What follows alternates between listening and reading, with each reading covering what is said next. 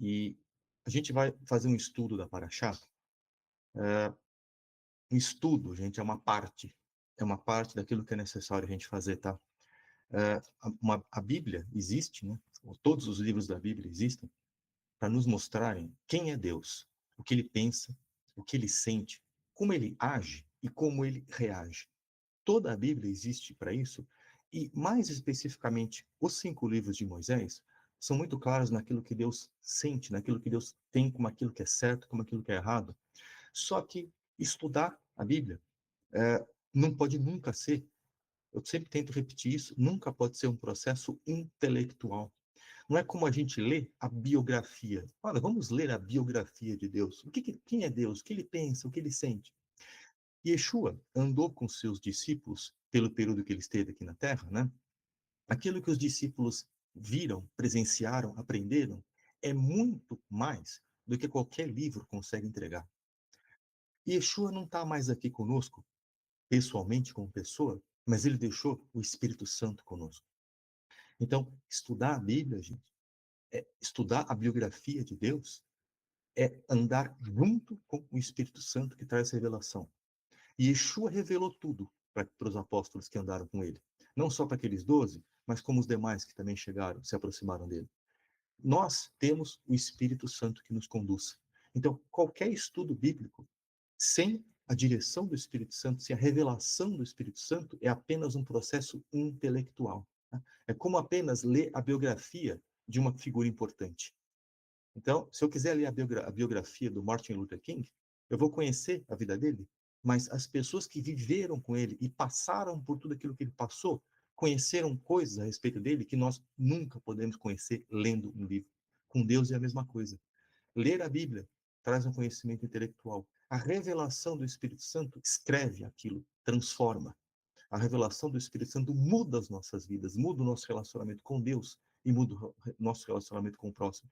Então, que esse estudo não é só um estudo. Não podemos nos entender que é um estudo. Vamos entender como uma revelação, como uma transformação, como algo que o Espírito Santo está nos mostrando, ok? Esse é o nosso espírito para a gente estudar essa paraxá e qualquer coisa na Bíblia, tá? Eu vou começar com as apresentações agora. Peraí. Aqui. Estou até esquecendo como é que faz isso. Joia. Então, vocês estão vendo minha tela aqui, né? Já está aparecendo? Ah, tá, peraí. Mostrar minha tela. Tá. O que nós vamos analisar hoje aqui, gente? Eu vou tentar ser rápido, tá? Vou tentar fazer entre 20 e 25 minutos para não ficar uma coisa muito cansativa. Nessa paraxá, Noah, em hebraico quer dizer descanso. Nós vamos analisar os seguintes pontos, gente. O que aconteceu com o mundo em 10 gerações? Noah é a 10ª geração depois de Adão. O que aconteceu para Deus ter que quase destruir o mundo inteiro e recomeçar? O que eles erraram? É verdade que Deus se arrependeu de ter criado o homem, como naquele verso que ele fala? É possível Deus se arrepender de alguma coisa? Quanto tempo Deus esperou antes de punir o mundo? Quer dizer, vamos ver o tamanho da misericórdia de Deus. O que Deus vivenciou? O quanto ele sofreu antes dele pensar em trazer um dilúvio para a Terra? E por que Noah? Por que foi Noah? Por que não outra pessoa? O que aconteceu com ele? O que aconteceu com Noah para ele, no meio daquela geração, ser um homem correto e ser escolhido? Ele e sua família serem escolhidos para recomeçar a humanidade. E como foi o recomeço? Né? E o que Deus ensinou a Noah e a sua família que está conosco até hoje? Esses são os pontos que a gente vai analisar hoje, tá? Se alguém tiver uma dúvida, por favor, levanta a mão. Serafim me avisa. Vamos analisar um pouquinho, gente, o que foi o início da queda. Tá? Então, isso aqui é o finalzinho da paraxá anterior, da paraxá Bereshit. Gênesis 6:2 diz o seguinte, estou colocando em vermelho, gente, aquilo que a gente tem que guardar para os próximos slides, tá? Quando a humanidade começou a se multiplicar sobre a face da Terra, eles nasceram filhas. Os filhos de Deus, sem entrar no mérito aqui de quem são esses filhos de Deus, tá? Se são gigantes, se são espíritos, isso a gente não vai tratar disso hoje. Viram que as filhas dos homens eram boas e tomaram para si esposas, qualquer uma que escolhessem. Então Adonai disse, meu espírito não permanecerá para sempre com os homens, visto que são carne. Portanto, seus dias serão 120 anos. Vamos guardar isso. Os nefilins, que eram os gigantes, estavam na terra naqueles dias, e também depois, sempre que os filhos de Deus tiveram, e depois, sempre, tá? Que os filhos de Deus tiveram relações com filhas dos homens e elas deram à luz. Isso também é muito polêmico, mas não vamos nos focar nisso agora. Esses eram os valentes da antiguidade, homens de renome. Então Adonai viu que a maldade dos homens era grande na terra e que toda a inclinação dos seus pensamentos, toda a inclinação dos pensamentos dos seus corações, tá? Isso aqui está literalmente, o Yetzer é a inclinação, tá? Corações, levava coração, era somente para o mal em todo o tempo. Coração no judaísmo, na linguagem bíblica, não no judaísmo, na linguagem bíblica, o coração, ele não é fonte de sentimentos somente, aquilo que eu sinto, amor, desespero, não. Ele é o órgão no qual existe pensamento, raciocínio, julgamento. Então, o que Deus quer dizer é que aquilo que eles faziam e aquilo que eles sentiam, aquilo que eles pensavam, tá? Tudo aquilo que eles pensavam, planejavam, era ruim. Então, o que aconteceu? A primeira coisa que Deus está nos ensinando, gente, eu queria tratar aqui hoje de coisas que não são geralmente faladas na maioria das apresentações. Eu queria pegar aquelas coisas que eu tentei adivinhar aqui as coisas que as pessoas geralmente não ouviram antes, tá? O que Deus está deixando claro aqui é que houve alguma coisa errada entre a união de homens e mulheres que causou uma geração maligna. Alguma coisa foi errada, tá? Por isso que ele está dizendo que houve essa união entre seres diferentes e as mulheres. Então, isso aqui está nos dando uma clara indicação que houve uma imoralidade sexual na concepção das pessoas. As pessoas foram concebidas de uma forma, apesar de Deus não deixar claro o que é, né? Mas caso sejam espíritos que tomaram uma forma humana e se uniram com essas mulheres, isso foi uma coisa contra o plano de Deus, tá? Aconteceu contra o plano de Deus, e aparentemente isso está sendo muito forte, isso está sendo muito isso está influenciando muito essa geração má. Então, olha só, antes de descrever a humanidade como má, Deus nos informa que a união entre homem e mulher era inadequada. Apesar do pecado não se limitar a uma conduta sexual inadequada, esta certamente tem participação importante na deturpação humana da época. Essa é a primeira informação super importante que nós temos do final da paraxá anterior, tá? Houve algo muito sério na união do homem e mulher que trouxe uma geração maligna. O pai de Noah, ele se chama Lamer. E olha só que interessante, gente, o primeiro registro bíblico de bigamia é de Lamer. E olha o que diz, eu estou trazendo aqui o Midrash Rabbah, que é um texto do século V, mais ou menos, tá? É um comentário alegórico sobre a Torá. Esse aqui é um comentário sobre Gênesis. Os homens da geração do dilúvio costumavam agir assim. Cada um tomava duas esposas, uma para procriação e outra para satisfação sexual.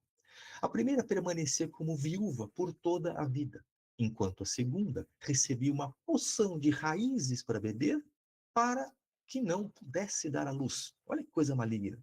E então ela se sentava diante dele como uma prostituta, como está escrito, ele devora a estéril que não dá à luz e não faz bem à viúva. Um texto de Jó. Então, esses sábios que escreveram o Midrash Rabbah, eles entenderam que este verso de Jó está se referindo a essa situação.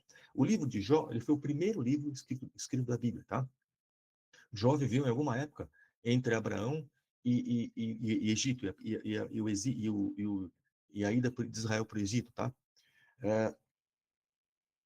O Midrash Rabbah está muito claro em dizer que era um comportamento absolutamente perverso, tá? A gente não sabe se isso realmente aconteceu do jeito que eles estão falando, porque isso não é inspirado pelo Espírito Santo, mas isso se encaixa muito bem aquilo que a Torá nos escreve, né? E aí a primeira pergunta, gente, é como é que Lamer, um homem que praticava essa perversão, pôde ter um descendente Noah, que era um homem tão justo, tão correto, tá? Vamos segurar isso para analisar nos próximos slides. Então, diante dessa perversão toda, Deus esperou 120 anos para punir a humanidade. Tá? É o que diz um outro Midrash, o Midrash Tanhuma, Noah 5. Então, esses 120 anos, as pessoas não viviam 120 anos na época, viviam muito mais. As pessoas viviam entre 800, 900 anos. O mais velho foi Metusalá. Então, estes 120 anos que nós lemos anteriormente, esses se referem aos anos em que Deus esperou, em que Deus deu uma chance para a humanidade se arrepender. E olha que 120 anos, gente, é muito tempo. Imaginem cada um de nós aqui no lugar de Deus, olhando para toda aquela perversão, e ainda assim conseguir esperar 120 anos. Quer dizer, é muita misericórdia, né? E além disso, Deus mostrou para todos que Noé estava construindo uma arca.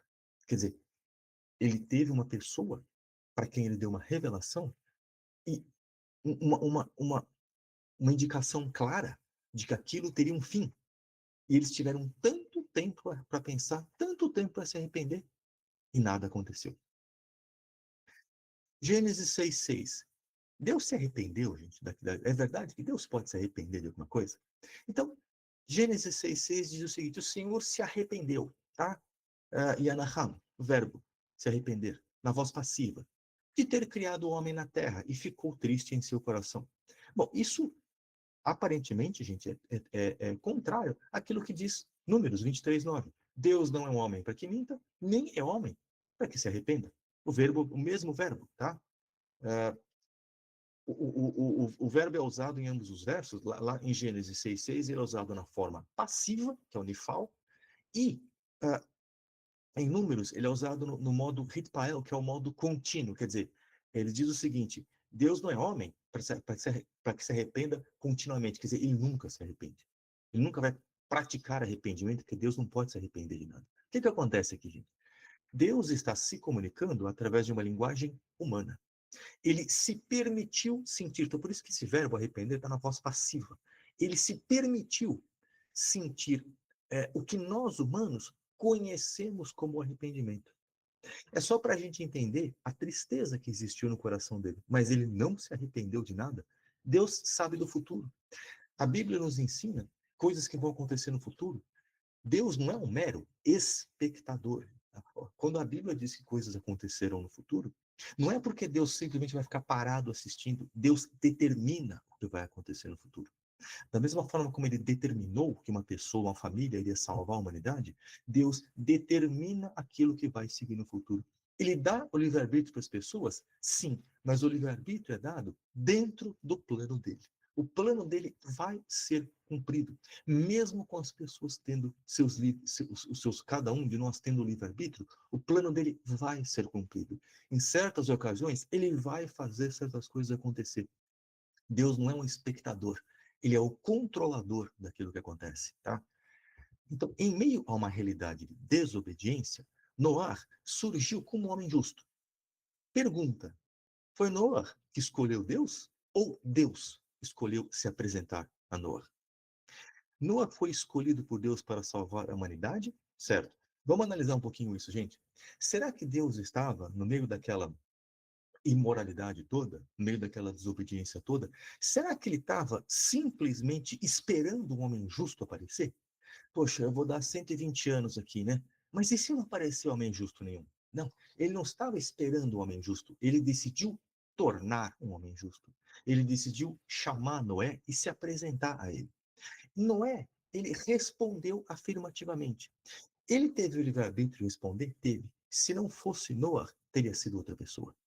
Noé teve o livre-arbítrio, como nós vamos ler aqui, de se arrepender dos seus pecados, aceitar a tarefa, aceitar o chamado. Porém, isso é fundamental. Deus não estava esperando um homem bom aparecer. Ele causou a aparência de homem bom porque ele tinha o plano de recuperar a humanidade. Ele tinha um plano de colocar fim em tudo aquilo que era ruim e trazer uma nova humanidade a partir de uma família justa. Ok? Então vamos lá. Deus o preparou antes do dilúvio, tá? Vamos analisar nos próximos versos, na escolha de sua esposa, na criação de seus filhos. Por exemplo, Lamer era bígamo. Noah era monogâmico, tinha uma esposa, e seus 3 filhos também tinham somente uma esposa. No meio de toda aquela imoralidade, no meio de toda aquela bigamia, Noah, apesar de ter um pai bígamo, escolheu uma esposa e seus filhos tiveram apenas uma esposa. Então, olha o que diz Ezequiel 14:14. Mesmo que esses 3 homens, Noé, Daniel e Jó, estivessem nela, Deus está falando de um território, eles salvariam somente a si mesmos pela justiça deles, declara o Deus soberano. Quer dizer, Ezequiel está falando aqui do julgamento de um certo local, né? E ele está dizendo que se Noé, Daniel e Jó estivessem lá, eles não teriam salvo a cidade ou o território. Eles teriam salvo somente suas próprias vidas pela justiça que habita neles. Então Deus está declarando Noé como um homem justo. Gênesis 6:9. Noé era um homem justo, tá? Então está dizendo assim, Noah ish tzadik tamim, quer dizer, era um homem justo completamente. Era irrepreensível em sua geração. Noé andava com Deus. Gente, isso aqui é muito importante. Eu coloquei em vermelho aqui o verbo andar, ele é hitkalecha, é o verbo ralar, que é andar, no modo hitpael, que indica continuidade. Tá? Então, Noé andava com Deus, significa que ele estava constantemente andando, constantemente com Deus. Este mesmo verbo, gente, o verbo ralar, no hitpael, ele aparece em Gênesis 3:8, dizendo que Deus andava com Adão e Rava, Adão e Eva, no jardim, não é que ele andou somente uma vez. E em Gênesis 5:24, falando de Enor, aquele que foi levado sem morrer. O mesmo modo, Hitpael, Enor andava continuamente com Deus. Andar continuamente com Deus, gente, não é só obedecer. O judaísmo fala muito em cumprir mandamentos. Fundamental obedecer. Mas obedecer não é suficiente para andarmos com Deus, tá? Mas nós temos que estabelecer um relacionamento que traz revelação, que traz transformação através do Espírito Santo. Andar com Deus significa continuamente andar com Deus, ser continuamente guiado pelo Espírito Santo. Imagine que nós estamos conduzindo uma pessoa cega. Aí você fala, olha, anda aqui, vira à direita, vira à esquerda, senta, levanta. Andar com Deus, ser guiado pelo Espírito Santo é isso. Olha, você vai agir assim, você vai pensar assim, seu coração não está bom. Olha para aquele irmão que está do lado, faz alguma coisa, reflete. Por esse caminho você vai, por isso você não vai. Isso é ser guiado pelo Espírito. É o Espírito Santo constantemente nos levando, nos transformando, nos mostrando, nos dando revelação. Tá? Salmo 95:7. Pois ele é o nosso Deus e nós somos o povo do seu pasto, as ovelhas que ele guarda. Hoje, se vocês ouvirem, tá? Sua voz, não endureçam corações, como fizeram em Meribá, citando o povo antes de chegar na Terra Prometida. Também em Hebreus 3:7, certamente o autor de Hebreus está citando esse salmo. Portanto, como diz o Espírito Santo, hoje, se ouvirem a minha voz. João 10:27, Yeshua falando, minhas ovelhas ouvem a minha voz. Eu as conheço, elas me seguem. Tudo isso, gente, é o quê? Ouvir, seguir. Não existe seguir a Deus sem ouvir. Não existe seguir sem ter revelação, sem ter relacionamento, sem ter intimidade. Em todos os casos aqui, gente, ouvir é o verbo shma. Shma, em hebraico, não é somente ouvir. Não existe uma palavra no hebraico bíblico para obedecer. A palavra é ouvir. Então, ouvir significa ouvir e obedecer. Não existe relacionamento com Deus sem obedecimento. Mas obedecimento tem que gerar o quê? Ser guiado pelo Espírito. Tem que gerar algo mais profundo no nosso relacionamento com Deus. Tá? Não pode ficar somente na obediência. Olha o que diz o Midrash Tanhuma, gente, a respeito de como foi a vida de Noah. Isso não está descrito na Bíblia, tá? É um comentário alegórico sobre o livro de Gênesis, tá? Como que foi a vida de Noah depois que ele recebeu essa revelação e que ele aceitou a tarefa de Deus? Quando eles se recusaram a se arrepender, da população em geral, ele ordenou a Noé que construísse uma arca de madeira de acácia. Noé se levantou, arrependeu-se de seus pecados. Ele não era perfeito, ok? Mas ele aceitou o chamado. Ele se arrependeu de seus pecados, começou a caminhar com Deus de um jeito diferente do que caminhava, nós não sabemos exatamente como era, e plantou cedros. Eles lhe perguntaram: para que servem esses cedros? O santo, bendito seja ele, pretende fazer um dilúvio sobre a terra. E ele me ordenou que construísse uma arca para que eu e minha família pudéssemos escapar, respondeu ele. Eles riram dele e ridicularizaram suas palavras. Mesmo assim, ele cuidou das árvores até que elas crescessem. Mais uma vez, eles lhe perguntaram: "O que você está fazendo?" Ele repetiu o que havia dito anteriormente, mas eles continuaram a zombar dele. Depois de algum tempo, ele cortou as árvores e as serrou até virar madeira. Novamente, eles perguntaram: "O que você está fazendo?" Ele os alertou mais uma vez sobre o que acontecia, mas eles ainda se recusaram a se arrepender.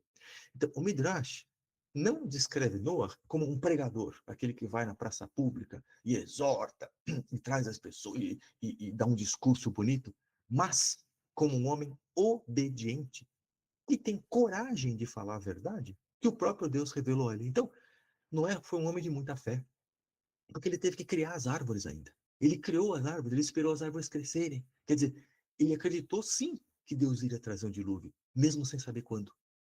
E apesar de não ter sido um pregador eloquente, carismático, através da atitude dele, ele mostrou para as pessoas que ele tinha 100% de certeza que Deus traria o dilúvio.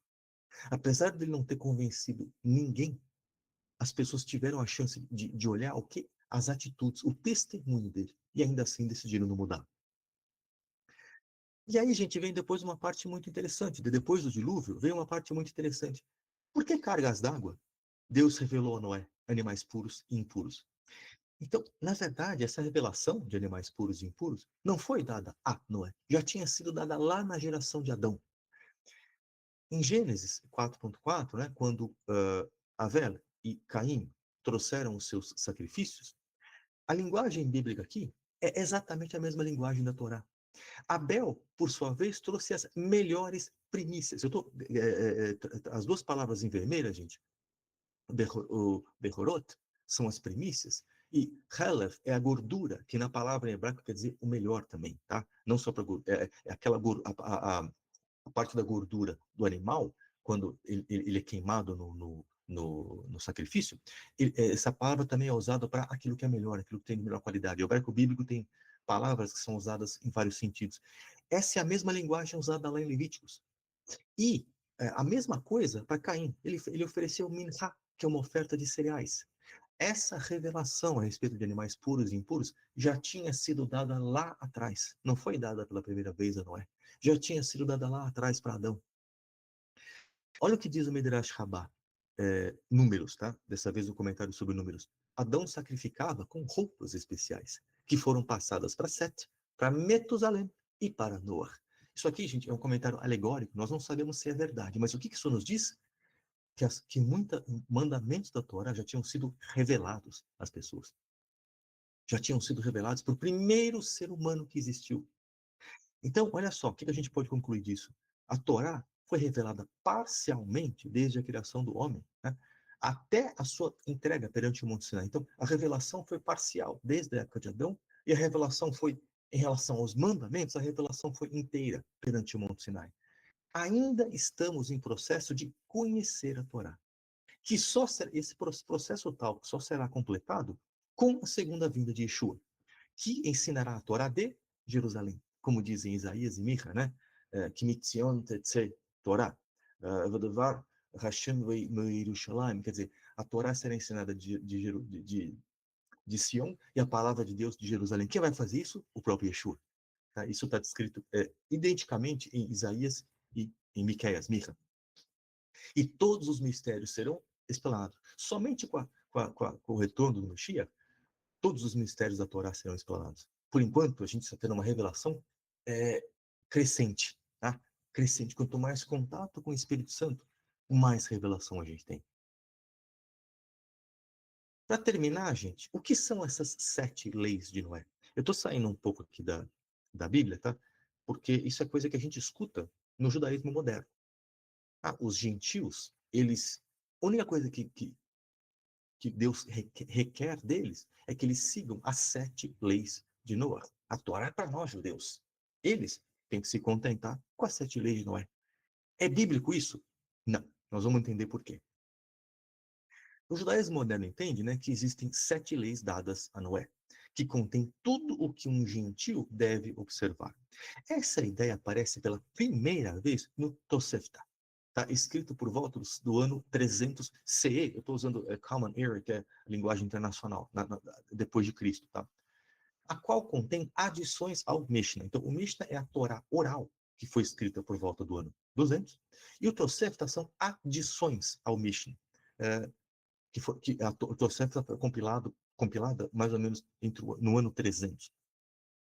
No Tratado Tosefta Avodazara, 9.4, esse tratado lista as seguintes leis de Noé: estabelecer cortes de justiça, proibição à idolatria, proibição de blasfemar o nome de Deus, proibição de fornicação, proibição de assassinato, proibição de roubo e proibição de comer algum membro de um animal vivo. Verdade isso? Não. Em primeiro lugar, gente, isso não está escrito em Gênesis 9. Essas 7 leis não estão escritas. Isso foi formulação deles, dos sábios do judaísmo. No ano 300. No ano 300. Isso não aparece nem no Mishnah, que foi compilada no ano 200. Isso aparece 100 anos depois.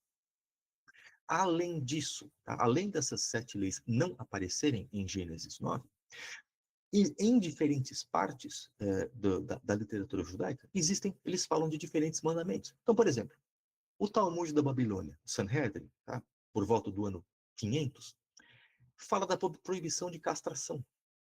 O livro de Jubileus, que é um livro apócrifa, escrito segundo século antes de Yeshua, fala do mandamento de 2 mandamentos também: honrar pai e mãe e amar o próximo.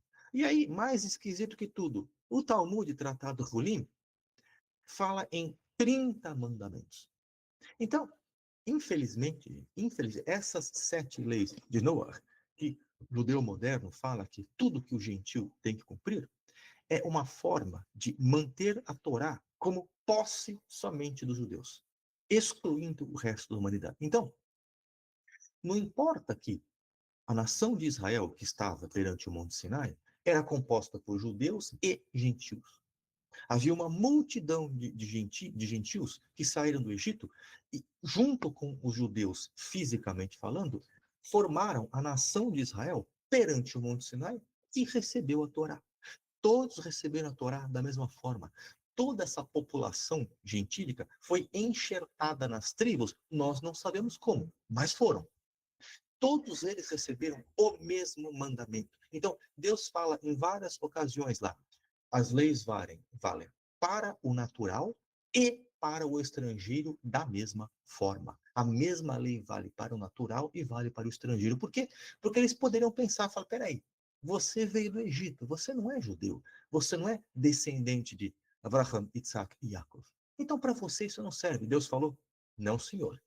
A lei vale para você que é descendente de Yaakov, fisicamente, e para aquele gentil que veio do Egito. Então, esta foi a nação de Israel que recebeu a Torá. Só que hoje em dia, não. Hoje em dia eles entendem que você é gentil, 7 leis não é para você. Nem eles sabem direito quais são essas 7 leis, como nós lemos aqui, tá? A Torá é só para o judeu. Olha o que diz, isso aqui não é brincadeira, gente, é sério. Olha o que diz o Talmud, Sanhedrin 58b, verso 25. Reish Lakish diz: um gentil que observou o Shabat está sujeito à pena de morte. Tá certo que essa é a opinião de uma pessoa, mas para isso ser inserido no Talmud, era uma opinião que fazia diferença na época, ok? Tá escrito, pode verificar, isso é o Talmud dá em várias versões na internet, isso aqui está claro e cristalino. Quer dizer, isso é uma forma de manter o gentil fora da Torá. Os mandamentos dados a Noé foram em Gênesis 9.1, multiplicar-se; Gênesis 9.3, permissão para comer carne; e Gênesis 9.4, não comer carne de um animal ainda vivo; Gênesis 6.5, não cometer assassinato. Então, Noé já havia recebido outras orientações durante sua vida, né? Por exemplo, sacrifícios, cobrir o seu corpo. Lembra aquele incidente que teve com o seu neto? Ele entendeu que aquilo era uma vergonha que não poderia ter sido feito. Então, cobrir o corpo. A humanidade estava recomeçando e Deus estabeleceu critérios mínimos para posteriormente entregar a Torá para Israel. O mesmo aconteceu em Atos 15. Isso é fundamental, gente. Eu tenho no meu canal um vídeo que fala sobre Atos 15, especificamente sobre isso. Se você não viu, por favor, dá uma olhada, que eu analiso verso por verso. São dois capítulos os capítulos mais mal interpretados da Bíblia, Atos 15 e Marcos 7. No Conselho de Jerusalém, onde os apóstolos estabeleceram critérios mínimos para que os gentios pudessem ir às sinagogas e aprender a Torá. Certamente os apóstolos se basearam no capítulo 9 de Gênesis. Olha o que diz Atos 15, 20. Em vez disso, deveríamos escrever-lhes e dizer-lhes que se abstenham de alimentos contaminados por ídolos, imoralidade sexual, carne de animais estrangulados e sangue. E olha o que diz o verso 21. Pois, quer dizer, ele está explicando o motivo dessas proibições. Pois Moisés tem sido proclamado em cada cidade desde os tempos antigos e é lido nas sinagogas todos os sábados. Isso é o critério mínimo que o gentil poderia observar para poder frequentar uma sinagoga, para ter qualquer tipo de relacionamento com a comunidade judaica e assim poder aprender o que Moisés ensinou na Torá. Esse verso, o verso 21, ele é fundamental no capítulo, porque ele está dizendo o motivo das 4 proibições, ok? Mensagem final, gente. Então, até agora, a gente falou da Paraxá, tá? Eu procurei me basear em coisas que não são geralmente faladas, tá? Para não ficar no óbvio, tá? E a mensagem final, gente, é a seguinte: Deus não esperou por acaso um homem correto nascer, mas sim fez um homem correto e o chamou. Noé ouviu o chamado de Deus e tornou-se obediente, recebendo instruções e caminhando continuamente com Deus. Durante os 120 anos em que Deus esperou a humanidade arrepender-se, Noé foi guiado pelo Espírito Santo. O que tornou Noé o responsável pela salvação da vida no planeta foi uma revelação direta de Deus. Naquele momento, Deus causou a morte de quase toda a humanidade para recomeçar com uma só família. Cerca de 4.000 anos depois, em vez de causar a morte de um mundo também perdido, Deus resolveu enviar Yeshua para morrer e tomar sobre si os pecados do mundo, trazendo a vida espiritual para os que estavam mortos e a vida eterna a todos os que nele creem. Então, 3 palavras aqui, gente, que eu coloquei em vermelho: caminhar, ser guiado, revelação de Deus, tá? Isso é parte integrante das nossas vidas, é como comer, é como dormir. Caminhar com Deus, ser guiado pelo Espírito Santo, revelação, ouvir a voz de Deus, seja de qualquer forma como ele falar. Isso é o que Deus espera de cada um de nós. Isso é o que Deus espera de cada um de nós, ok? Então, é isso, gente.